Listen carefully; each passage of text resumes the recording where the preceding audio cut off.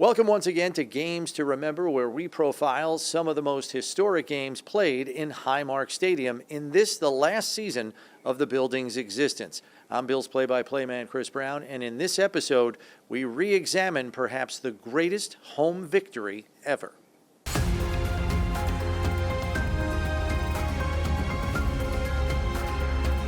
Here to help me look back at the 1990 AFC Championship game is Bills Wall of Famer Darryl Talley, who had a pretty big hand in the outcome. And Darryl, thanks for the time as always. We appreciate it. No problem. Before we get rolling here, what flashes in your mind when you walk into this stadium knowing its days are numbered? What do you think of first? It's where I made my bones. Mm-hmm. It's where this is a city in which I grew up in. I became a man. I had my kids here. Just about everything started here except for me learning to play football, and that started in Cleveland, about 3.5 hours down the road. Right. Let's set the table a bit for some who are too young to remember that season, and more importantly, the game. After going 13-3, you get the first round bye and then beat division rival Miami in the divisional round in a shootout, 44-34 between Jim Kelly and Dan Marino. Raiders beat the Bengals 20-10, and now must come on the road to face the Bills here in Orchard Park for the AFC title. Now, this is a team you played earlier in the season, way back in Week 4. You're trailing 24-21 in the fourth quarter of that game on Sunday Night Football here, and Steve Tasker blocks a punt. J.D. Williams scoops it up, returns it for a touchdown, and you guys score the final 24 points of the game and go on to win 38-24. Now it's 4 months later. Some things have changed.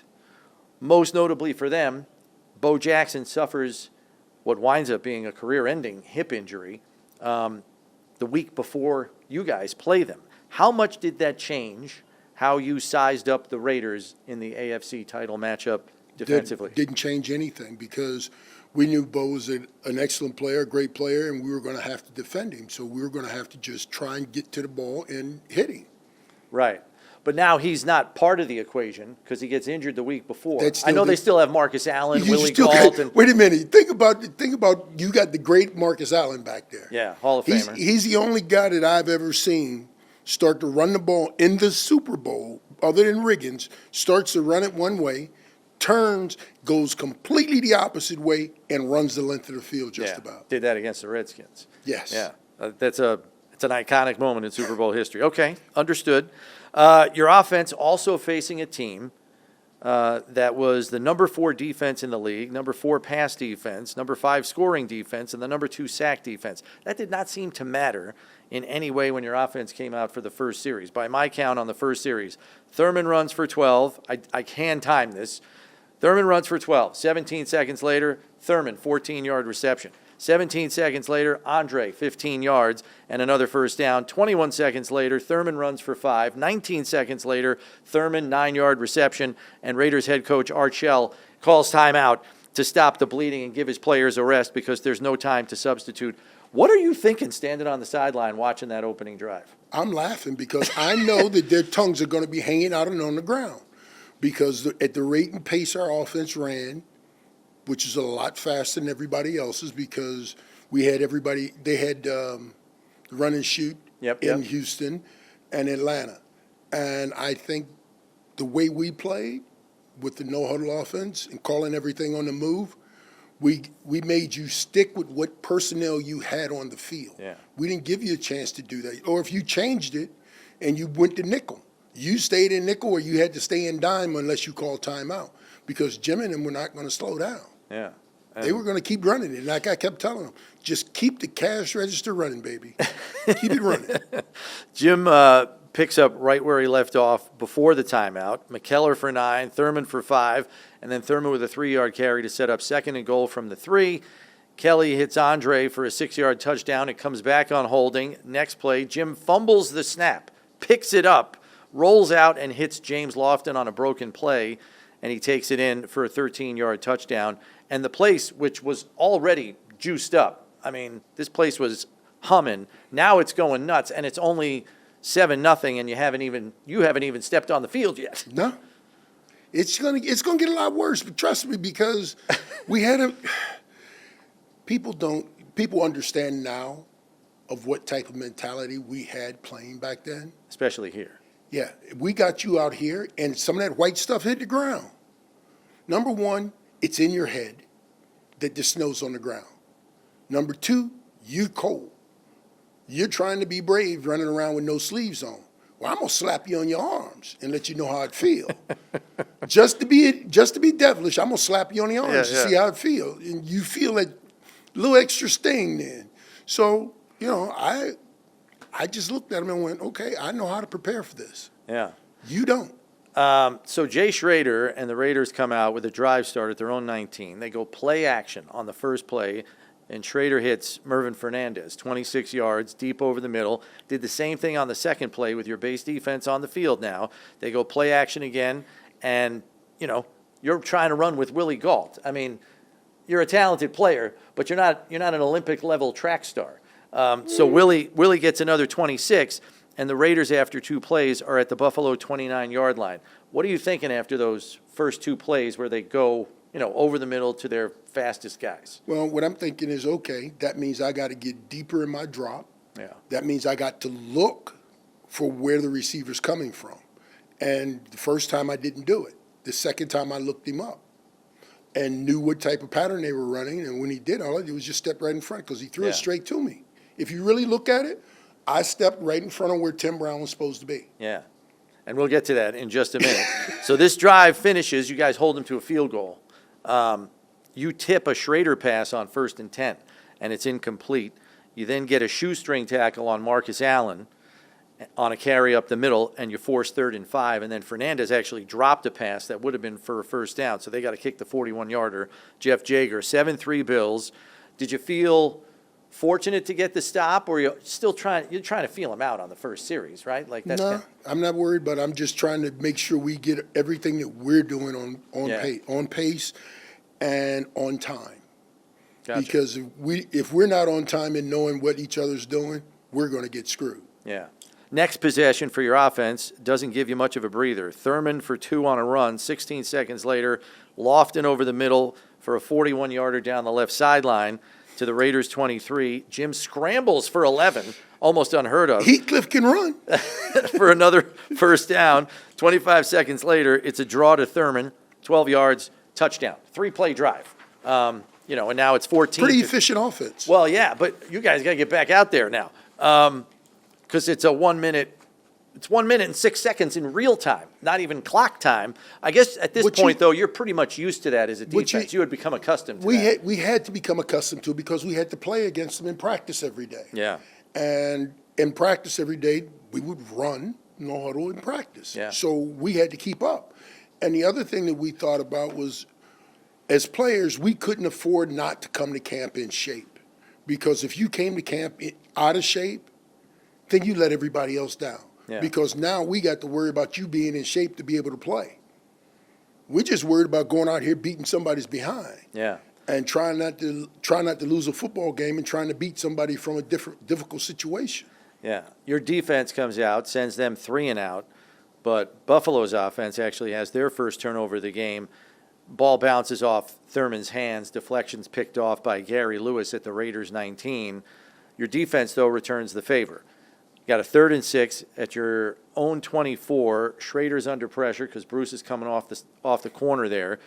And the interesting thing was you guys lined him up at left defensive end on this play to put him against the right tackle because he had flipped with Biscuit to the other side. First, how often did you guys do that? Often? Or Yeah, we did it often. We would flip it a lot. Yeah, you could flip it or whatever. Let's say with our linebackers, back in the day, the way we played it, we could actually interchange the responsibilities between myself and Shane or myself and Ray or Marcus or whomever. Okay. So we could change the responsibilities. If the guy got outside of his or out of his view, then he would just change it to me, and I would take that drop, and he would take my rush. Well, that's what they did, and it worked really well because Bruce beat that right tackle really quick. So he gets some heat on Schrader. And he's throwing that pass for Tim Brown, but he gets nothing on the throw because Bruce is up in his face, so he can't step into it. So he's throwing off his back foot, and I'm guessing he never saw you. I don't know if he did or didn't. Yeah. You never had a chance to ask him, I'm guessing, No, over the I years. never asked that question. I never asked the question when I intercept the ball. So know you why? pick it off, and you got a lot of green turf in front of you. Are you thinking end zone for sure? Oh, I'm going to score. Yeah. That's me. If I get the ball, I'm going to score. I had a unique experience when I was a kid playing in junior high school. I dropped an interception, and I had 60 yards in front of me. My coach looked at me and told me to hold my hands out. I held my hands out, and my coach hit me on he used to have this little ruler, little round ruler that you pointer. He told me to hold my hands out, and he whap, hold them back out. Hey, coach, that hurt. I know. Next time you won't drop none. That stopped me from dropping interceptions. So the stadium, it erupts after that play. Can you recall another time when the crowd was that loud for something you did in a game that was big? I mean, that's a 24-yard interception return for a touchdown in the AFC title game, and this place is going bonkers. Not that I've seen, no. So that's probably the topper for you. Loudest reaction to anything you did on this field here. I would say yes, because here's the thing. They were talking about the speed of our linebackers. And now, I may be the third fastest one or the second, because Cornelius could probably outrun me, and Marcus could probably outrun me. He ran 4.3 too. 4.3, 4.4. I only got the 4.5 flat. Yeah. So do you? I told them at the end of the day, I said, yeah, y'all ain't gonna talk no shit on us about how fast we are you? I got Tim Brown back here sucking on the gas pipe. That's what I was going to say. I was thinking this when I watched the playback. Do you still brag that Hall of Famer Tim Brown could not catch you and bring you down on your 27-yard interception return? Are you thinking about him in your rear view, or you're just okay? No, I'm not even thinking about him. Okay. I'm just going to the goal line. I have to go to the goal line. I have to score. Yeah. And that's all I'm thinking about. I'm not thinking about anybody else. So now it's like in the blink of an eye, it's 21-3, and we've still got 3 minutes left in the first quarter. Are you thinking the game is over already, or are you telling your teammates there's a lot of game left? No, I'm telling them there's a lot of game left because, see, I know growing up in the city and in East Cleveland, where if you get into a fight and you let somebody get up off the ground in a fight, they're going to hurt you if you let them get up. My plan is I never let you get up. And if I hit you once, I'm going to hit you 900 times. Yeah. And I'm going to hit you each time a little bit harder. And if I can't hit you and knock you down, then I'm going to take my foot and kick you in the face with it. Because I'm going, bro, I just can't lose. Yeah. I am not built for that. I don't like the feeling. And that's probably why they called us the Bickering Bills, because all of us were like that. Yeah. We were all irritable people that did not want to you're lose. all alphas, too, yeah. Yeah, we didn't want to lose. Yeah. And we had everybody thinking the same way. After the Raiders are forced to punt on the ensuing possession, Jim calls 9 runs on the next 9 plays to set up 1st and goal from the 2. And it comes down to a 4th and goal at the 1. Marv elects to go for it because he would make those calls there. And Kenny Davis punches it in for the score. Extra point blocked, so 27-3 with 9 minutes left in the half. Jim would see the personnel they would have on the field. So to your point earlier about nickel or dime, if he sees dime on the field, he's just going to keep calling run plays. That's right. And that's 9 in a row. That's right. right. Down That's the right. field. Because here's the thing: physically they couldn't match up, and that's what. And when I look at football today, this is what I'm seeing. I'm seeing mismatches. Yeah. And I'm seeing guys not putting their hands on people.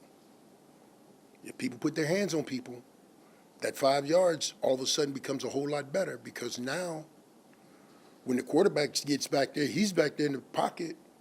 At the beginning, he's just letting everybody run. But if you got your hands on that guy, he can't get down the field to where he's supposed to be. Yeah.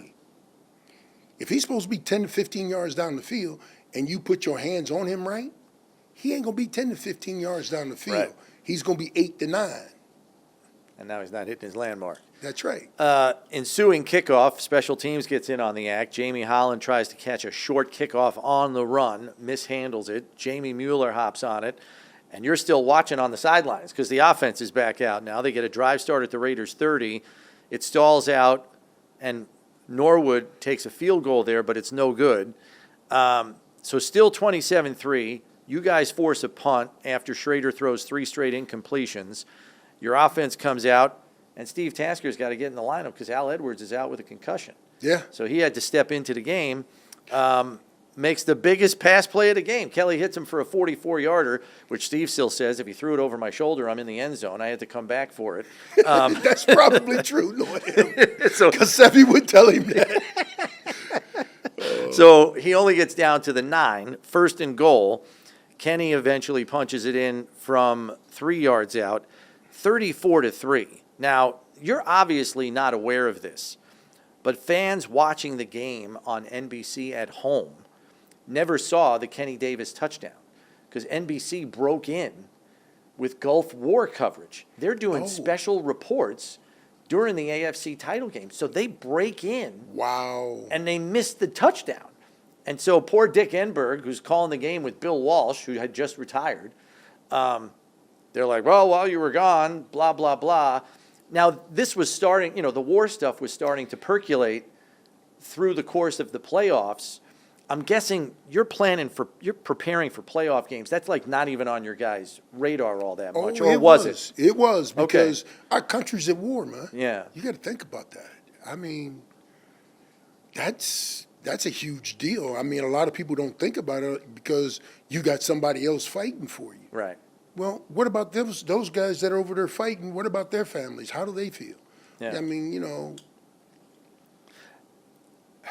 And there were a lot of American flags actually in the stands that day. I don't know if you recall that, but there were some flags hung over the ref, bowl, yes. over the bowl, and some people were waving flags too. So there was already like this spirit of patriotism already starting.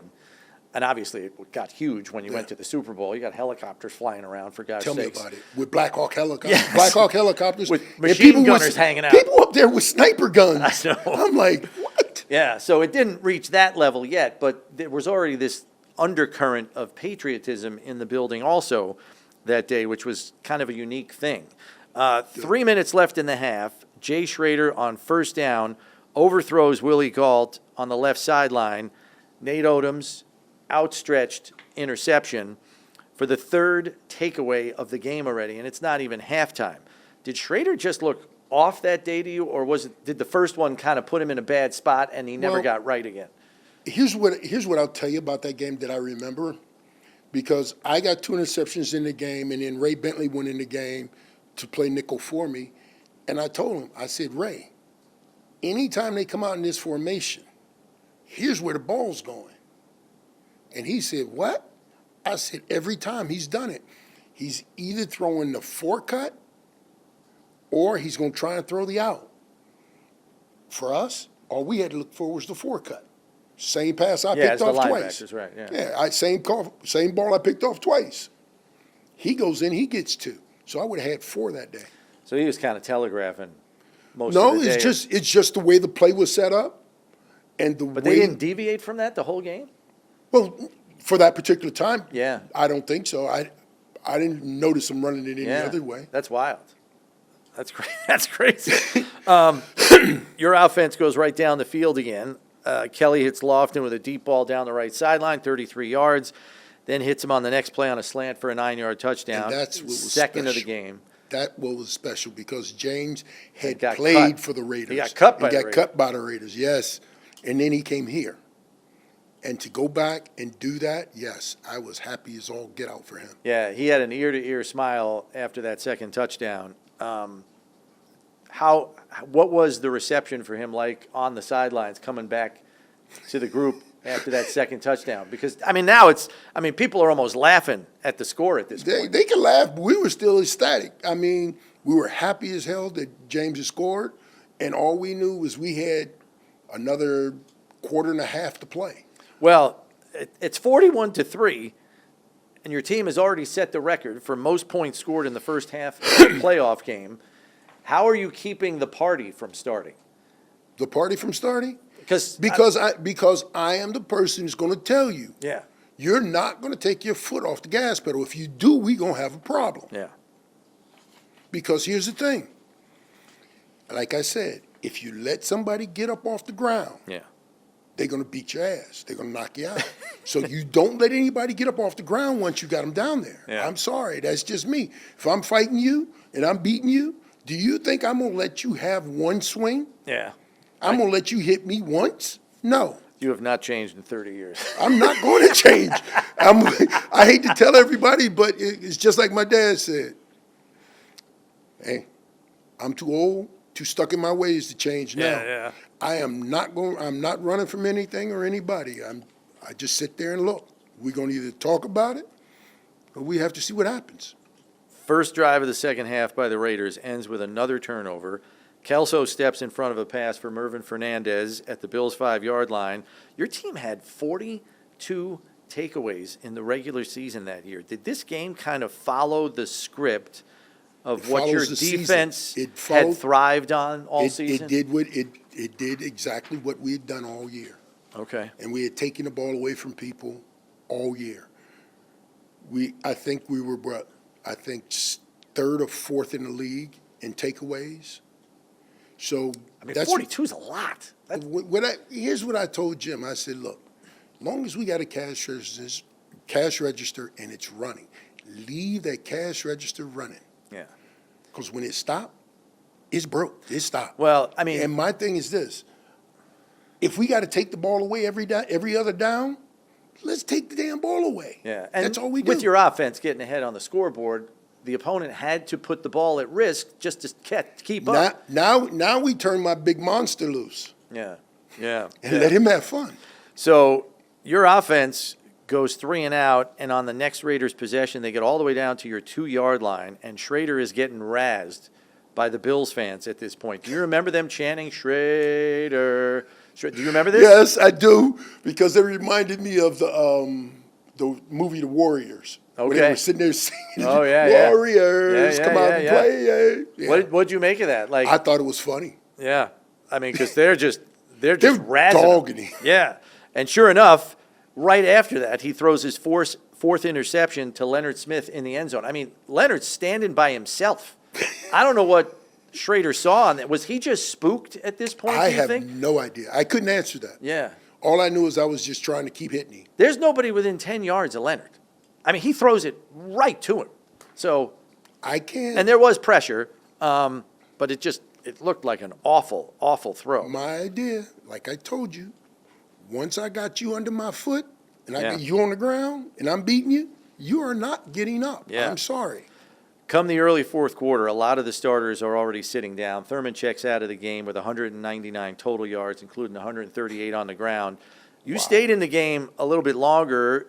You were the one who got the 5th and record-tying interception by Jay Schrader on a pass intended for Fernandez. I believe that was your last play, though, on the field in the game, and it did lead to a field goal to make it 51-3. At this point, there is clear celebrating on the sidelines, and there are still 13 minutes left in the game.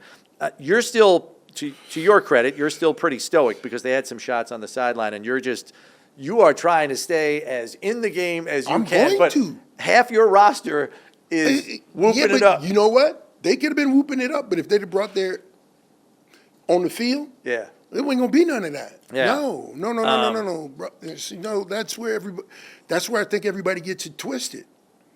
When you got somebody up and you beating them, and you having a good time on the sideline, well, yeah, you can have a good time on the sideline if you're not going back in there. Yeah. But if you're going in that game, there's no way in the hell you can Yeah. you can play that way, man.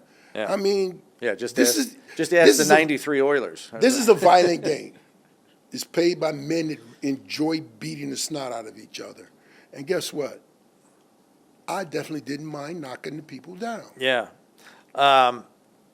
One thing, though, it did look like some of your teammates were eager to encourage the fans to celebrate with them. What was the connection with a fan base that at that time wasn't called Bills Mafia, but the 12th man? The 12th man. You're talking about, I'm getting chill bumps now. Yeah. The 12th man, you talking about that coming onto the field. I mean, some days when you come out here to go out and play, you could be just ho-hum, just going along, having a decent day. Yeah. And then you walk out of that tunnel, and it's like the minute you walk out the tunnel, you're plugged into this electric socket. And all the hair on your arms stand up and on your head. Yeah. So it's not something that you just hear. It's something that you literally feel. You feel. I feel. I don't Yeah. know about anybody else. I feel it. I mean, I could feel the hair on my arm stand up. I could feel myself getting chill bumps. Yeah, even now. Yeah. Because you remember what that sounds like and you remember what that feels like. Will know you that- ever forget what that sounds and feels like? Never. Never will forget that. That's just like I never will forget my daughter's first scream when they were born. Yeah, yeah. Because I was in the room with them. So that's the only other thing that I could think of. Yeah. And that's it. I mean, what else? Well, your defense wasn't done. As you pointed out, Ray Bentley got the 6th interception to close the game out with 1:45 left. Frank Reich kneels it out, and that's it. So what's it like in the locker room when you get in there? We're happy, but we know we're not done. Right. We know we've got to go to the damn Super Bowl. Right. And this is where we got to win. And we didn't do it. I mean, 4 freaking bites at an apple. Right. And didn't do it. Do It still haunts me. you remember what Marv, when he addressed you guys, like, I'm talking before, they rolled the stages in there already. They're doing the Lamar Hunt Trophy presentation. Before all that, what did Marv say to you guys? Was that the one river to cross speech? One more river to cross speech? Or No, that one more river to cross came during the season. okay. Because he was happy too, and there was actually a clip on the NBC broadcast where Jim's talking to him and another player's talking to him while the game's still going on, 4 or 5 minutes left, and you can see Marv pick his finger up. He goes, we gotta take care of one more game. Like, you could read his lips. Yeah. We got one more game to go here, guys. Like, be happy, but we got one more game. That's it. That was the idea. And, the other thing was, when I think back to our time, I don't think there were that many. There were a lot of guys that were tough-minded, a lot of physical teams. But when it came down to it, we beat everybody we lost to. And I couldn't figure out why we couldn't get it right on the last game of the year. Your teammate Steve Tasker always says the hardest lesson we learned was you have to play well on that day. Like, no matter how good you are, you have to play well on that day. On that day. Yeah. Mr. Wilson comes down. Great guy. And, you know how long he had waited for a day like that to appear in a Super Bowl.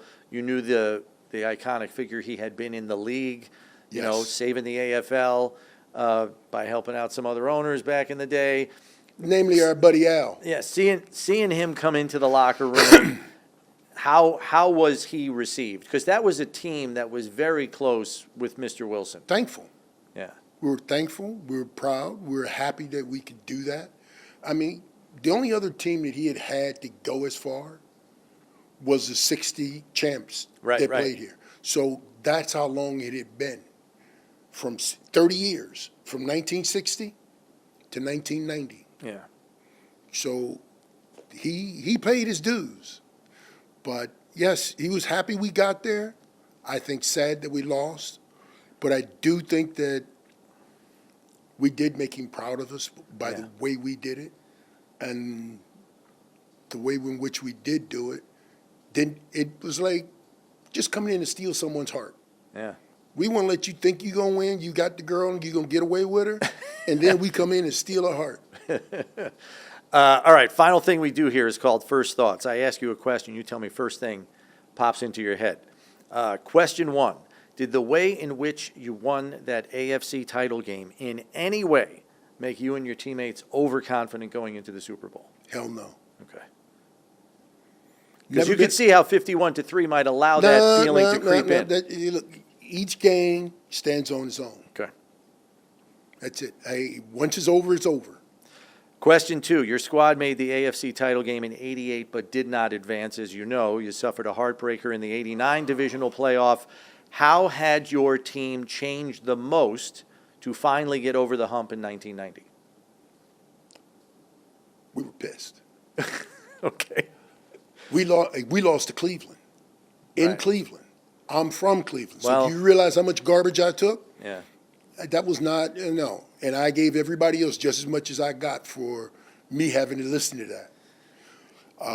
So the change was mostly emotional from the setbacks you had had the previous 2 years. That was the difference in your eyes, or did you see your whole team change in a different way because of those No, losses? what we did, because of those losses and losing that closely, it really pissed us off. It made us mad.